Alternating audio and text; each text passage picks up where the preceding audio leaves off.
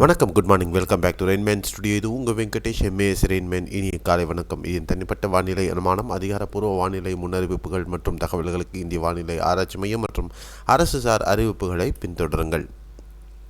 நம்ம சேனல் இதுவரை சப்ஸ்கிரைப் பண்ணலன்னா சப்ஸ்கிரைப் பண்ணிவிட்டு பக்கத்தில் இருக்கிற பெல்லைக்கான் தொட்டு ஆல் நோட்டிஃபிகேஷன் எனேபிள் பண்ணிக்கோங்க. மறக்காமல் லைக் பண்ணிவிட்டு நம்ம சேனலை சப்ஸ்கிரைப் பண்ணிக்கோங்க. அப்போ தான் நான் கொடுக்கக்கூடிய முழு எஃபோர்ட்டும் உங்களை ரீச் ஆகும். ஸோ இன்றைக்கி வானிலை 24 நவம்பர் 2025 உங்களுக்காக இன்றைய வானிலை அமைப்பு மத்திய இந்திய பகுதிகளில் உயரழுத்தம் தொடுகிறது. அதே நேரத்தில் ட்விஸ்ட்டு அப்படின்னு சொல்லக்கூடிய அமைப்பு இன்றைக்கும் தொடருது. என்ன அப்படி ட்விஸ்ட்டு அப்படின்னு நீங்கள் பார்த்தீங்கன்னா, சென்யார் புயல் உருவாகுமா அப்படிங்கிற ஒரு கேள்விக்குறிக்கு வந்திருக்கோம். நேற்று சென்யார் புயல் உருவாகலாம் அப்படிங்கிற அமைப்பு இருந்தாலும் அது தமிழகத்துக்கு நமக்கு சாதகமாக இருக்கும் அப்படின்ற நிலைமை மாறுச்சு. ஆனால் இன்றைக்கி சென்யார் புயல் உருவாகுமா அப்படிங்கிற ஒரு கேள்வியே வந்திருக்கு. என்ன அப்படின்னு பார்க்கலாம். ஸோ மாலத்தீவுகளுக்கு அப்பால் இருக்கக்கூடிய அந்த வளிமண்டல மேலடுக்கு சுழற்சி தொடர்ந்து நிலவுது. அதே நேரத்தில் இலங்கைக்கும் குமரி கடல் பகுதிகளுக்கும் இடையே நிலவிட்டிருந்த அந்த வளிமண்டல மேலடுக்கு சுழற்சியும் அதுக்கு இலங்கைக்கு தென்கிழக்காக ஒரு வளிமண்டல மேலடுக்கு சுழற்சியும் உருவாகியிருக்கு நேற்று. இந்த இரண்டு சுழற்சிகளும் ஒரு சேர இணையப் போகிறது. அது இலங்கை நிலப்பரப்பு ஊடாக பயணிக்கிறதுக்கு அடுத்த 24 மணி நேரத்துலேருந்து 36 மணி நேரத்திற்கு இது லிங்கர் அப்படின்னு சொல்லக்கூடிய, அதாவது இலங்கை நிலப்பரப்புலேயே அதோடைய அமைப்பை சுற்றிக்கிட்டு இருக்கோம். அதுக்கப்புறம் கொஞ்சம் இலங்கையை விட்டு விலகிறதுக்கு வாய்ப்பு. 26ஆம் தேதி இரவு, 27ஆம் தேதி அது இலங்கையை ஒட்டி வட இலங்கை பகுதிகளில் வந்துடும்.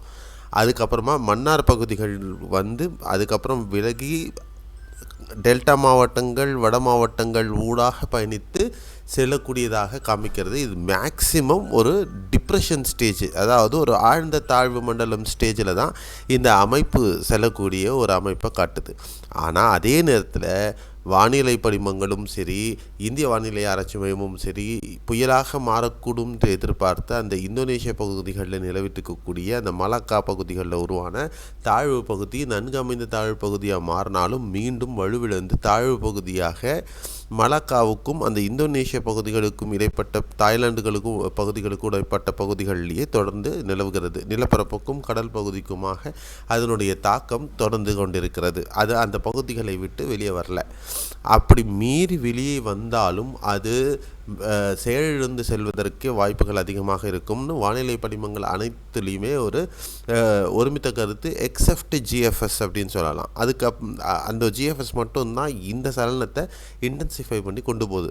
மற்றபடி இந்த இலங்கை கிட்ட இருக்கக்கூடிய இந்த வளிமண்டல மேலடுக்கு சுழற்சியை தான் நுண்ணறிவு வானிலை படிமங்களினுடைய கூற்று கூகுள் வெதர் நெக்ஸ்ட்லேருந்து ஏஎஃப்எஸ்லேருந்து எல்லா மாடல்ஸுமே ஆல்மோஸ்ட் அலைனாக இருக்காங்க அப்படிங்கிறது நம்ம ஓரளவுக்கு தெரிஞ்சிக்க முடியுது.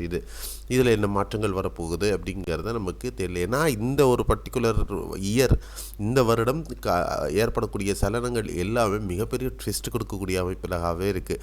முன்னர் நம்ம கொடுக்கக்கூடிய கணிப்புகளில் ஒருமித்த கருத்துகள் நிறைய இருக்கும், ஈஸியாக நம்ம சொல்ல முடியும். இந்த ஒருமித்த கருத்துக்கள் இந்த வருடம் பெரிய அளவுக்கு இல்லை. அப்படிங்கிறதுனால இந்த அமைப்பு வரக்கூடிய நாட்களில் பல எதிர்பார்ப்புகளை கொடுக்கும்.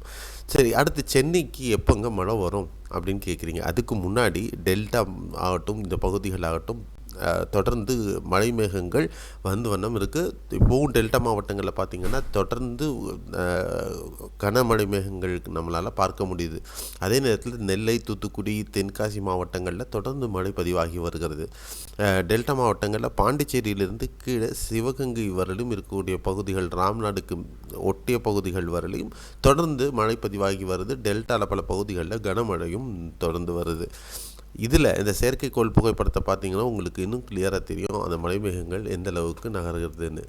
அடுத்த 24 மணி நேரத்திற்கு மழை வாய்ப்புகள் எப்படி இருக்கும், சென்னைக்கு எப்போ மழைன்னு பார்க்குறதுக்கு முன்னாடி கடந்த 24 மணி நேரத்தில் பதிவான மழையில் கடலூர் மாவட்டம், திருவாரூர், தஞ்சை, கள்ளக்குறிச்சி,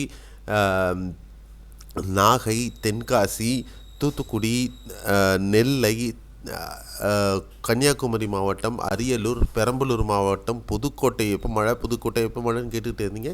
புதுக்கோட்டையிலேருந்து எல்லா மாவட்டங்களுமே ஒரு சரவடின்னு சொல்கிற அளவுக்கு பெரிய அளவுக்கு மழை பதிவாகி இருக்குது. அந்த வட்டமிட்ட பகுதிகள் நீங்கள் பார்த்தீங்கன்னா தெரியும் எந்த அளவுக்கு அந்த மழை பதிவாகி இருக்கிறது. மேற்கு மாவட்டங்கள் கோவை, ஈரோடு, திருப்பூர் மாவட்ட, கரூர், நாமக்கல்னு எல்லா பகுதிகளுக்குமே, தேனி மாவட்டம் உள்பட, திண்டுக்கல் உள்பட மழை பதிவாகி இருக்கிறது நீங்கள் பார்க்கலாம். அதில் கடலூரில் உத்தமச்சோழ மங்கலம்னு ஒரு ஊரில் 142 மில்லிமீட்டர், அது இன்னும் ஒரு 10-15 மில்லிமீட்டர் 8 மணி 30 நிமிடங்களுக்குள்ளாக ஆட் ஆகிறதுக்கு வாய்ப்புகள் இருக்குது. ஒரத்தூர் கடலூரில் 130 millimetre, Thiruvarur, Thiruthuraipoondi 126 millimetre, Keerapalayam Cuddalore 119 millimetre, Thanjai Keezhakurichi 114, Chinnasalem Kallakurichi 110 millimetre, Thanjai Athambai 104 millimetre, Nagapattinam town 103 millimetre, Pachur தஞ்சையில் 100 மில்லிமீட்டர், நாகை செட்டிப்புலம் 95 மில்லிமீட்டர் என்ற அளவுக்கு பதிவாக இருக்குது. சிவசேலம் தென்காசி 95, தூத்துக்குடியில் பசுவந்தனை 94, அதே மாதிரி தூத்துக்குடியில் கழுகு சாலப்புரம் 91.6 இந்த மாதிரி பரவாயிருக்கு. ஆழ்வார்குறிச்சி திருச்சி தென்காசி 87.6, அரியலூரில் மீன் சுருட்டி 87.20 மில்லிமீட்டர், தூத்துக்குடியில் குளத்தூர் 86 மில்லிமீட்டர், திருநெல்வேலியில் குட்டம் 84 மில்லிமீட்டர், மயிலாடுதுறையில் திருவங்காடு 82.8 மில்லிமீட்டர் இந்த மாதிரியான மழை பதிவாக இருக்குது. அதை பற்றின டீட்டெயில் பதிவு எல்லாமே நம்ம ஃபேஸ்புக்கில் மாவட்ட வாரியாக, மழை அளவு வாரியாக பகிரப்படும். கண்டிப்பாக நீங்கள் அங்கே நம்மளை ஃபாலோ பண்ணி தெரிஞ்சுக்கோங்க. இதுக்கான லிங்க்கு டிஸ்கிரிப்ஷன் பாக்ஸில் இருக்குது, ஃபாலோ பண்ணிக்கோங்க. அடுத்த 24 மணி நேரத்திற்கான ரெயின்ஃபால் எஸ்டிமேட்டில் பொறுத்தவரையிலும் கேரளாவில் அநேகமான மாவட்டங்களில் நேற்று மாதிரி இன்றும் கனமழை பதிவாகிறதுக்கான வாய்ப்புகள் இருக்குது. திருவனந்தபுரம், கொல்லம், பத்திரம்திட்டா, இடுக்கி, எர்ணாகுளம், கோட்டயம், அலப்பி, ஆலப்புழா, பாலக்காடு, மலப்புரம், கோழிக்கோடு, வயநாடு, கண்ணூர், காசர்கோடு மாவட்டங்களில் தொடர்ந்து கனமழையும், திருச்சூர் மாவட்டத்தில் மட்டும் லேசான மழைக்கு வாய்ப்பு இருக்கும். கர்நாடகாவில் உடுப்பி, தட்சிண கன்னடாவில் மிதமானது முதல் கனமழையும், பெங்களூர் உள்பட மற்ற மேற்கு மாவட்டங்கள், மைசூர் உட்பட லேசான மழைக்கான வாய்ப்புகளும் இருக்கிறது. ஆந்திராவில் பரவலாக லேசான மழை அல்லது மிதமான மழைக்கு வாய்ப்புகள் இருக்கிறது. தமிழகத்தில் பொறுத்தவரையிலும் இன்று மயிலாடுதுறை, நாகை, காரைக்கால், திருவாரூர் மாவட்டங்களில் தொடர்ந்து இன்றும் மிதமானது முதல் கனமழை, சில பகுதிகளில் பலத்த மழை பதிவாகிறதுக்கும் வாய்ப்புகள் இருக்கும். கடலூர், அரியலூர், தஞ்சை, பெரம்பலூர், திருச்சி, புதுக்கோட்டை, சிவகங்கை இந்த மாவட்டங்களிலையும் மிதமானது முதல் கனமழை தொடரும். நாமக்கல், கரூர், திண்டுக்கல், மதுரை, விருதுநகர், தேனி, திருப்பூர், ஈரோடு, திண்டுக்கல், கோவை, நீலகிரி மாவட்டங்களிலையும் மிதமானது முதல் கனமழை நேற்றைப் போலவே இன்றும் தொடர வாய்ப்புகள் இருக்கிறது. சுழற்சி இலங்கை ஒட்டி சென்றதுக்கு பின்பாக இந்த உட்புற மாவட்டங்களில் மழை குறைவதற்கு வாய்ப்புகள் இருக்கிறது. அதே நேரத்தில் தென் மாவட்டங்களில் ராமநாதபுரம், தூத்துக்குடி, தென்காசி, திருநெல்வேலி, கன்னியாகுமரி மாவட்டங்கள்லையும் இன்றொரு நாள் அந்த மிதமானது முதல் கனமழை, சில பகுதிகளில் பலத்த மழைக்கு வாய்ப்புகள் இருக்கிறது. ஸோ நாளை முதல் இன்று இரவு இல்லை நாளை காலையில் இருந்து பார்த்திங்கன்னா இந்த தென் தமிழகத்தில் மழை சற்று படிப்படியாக குறைவதற்கு வாய்ப்புகள் இருக்கும். அதே நேரத்தில் வட மாவட்டங்களில் சென்னை, திருவள்ளூர், காஞ்சிபுரம், செங்கல்பட்டு, விழுப்புரம் வாண்டடாக நான் லேசான மழை தான் கொடுத்துருக்கேன். மேபி மிதமான மழை வருவதற்கான வாய்ப்புகளும் இருக்கிறது. அதே நேரத்தில் சென்னை, திருவள்ளூர், காஞ்சிபுரம், செங்கல்பட்டு, விழுப்புரம் மாவட்டங்களில் வரக்கூடிய 28, 29, 30 ஆகிய 3 நாட்கள் நல்ல மழைக்கான வாய்ப்புகள் இருக்குது. இந்த சலனம் நம்ம எதிர்பார்த்த மாதிரி இலங்கை ஊடாக நகர்ந்து டெல்டா ஊடாக பயணிக்க ஆரம்பித்ததுன்னா கண்டிப்பாக இந்த 5 மாவட்டங்களும் கனமழைக்கான வாய்ப்புகள் இருக்கக்கூடும்.